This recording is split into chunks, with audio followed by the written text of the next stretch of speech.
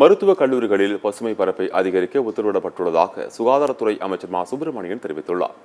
சென்னை நந்தனம் அரசு கலைக் கல்லூரியில் பசுமை சைதை அமைப்பு சார்பில் முதலாம் ஆண்டில் சேர்ந்த 300 மாணவர்களின் பெயரில் மரக்கன்று நடும் விழா நடைபெற்றது.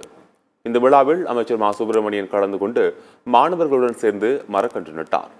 அதைத் தொடர்ந்து செய்தியாளர்களுடன் பேசிய அமைச்சர் மா சுப்பிரமணியன் 300 மரக்கன்றுகளை நட்டு அதை பாதுகாக்கும் மாணவர்களுக்கு அடுத்த ஆண்டு பசுமை காவலர் என்ற விருது வழங்கப்படும் என தெரிவித்தார். பசுமை சைதை அமைப்பின் மூலம் சைதாப்பேட்டை தொகுதியில் இதுவரை 1,20,000 மரங்கள் நடப்பட்டுள்ளதாக அவர் தெரிவித்துள்ளார். ஒரு நாட்டின் பசுமை பரப்பு 33% இருக்க வேண்டும்.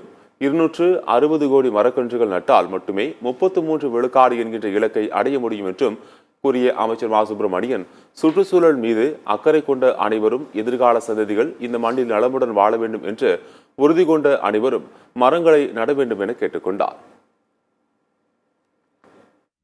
தமிழ்நாட்டின் முதலமைச்சர் அவர்கள் ஒரு நாட்டின் பசுமை பரப்பு 33% இருக்க வேண்டும் என்கின்ற நிலையில் தமிழகத்தில் இருக்கிற பசுமை பரப்பு 23.77% இருக்கிறது.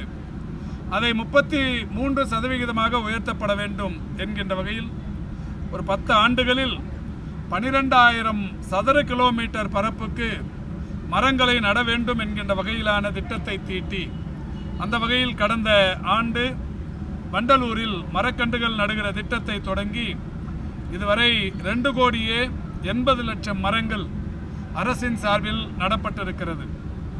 ஏறத்தாழ 260 கோடி மரங்கள் நட்டால் மட்டுமே இந்த 33% என்கின்ற இலக்கை நாம் அடைய முடியும்.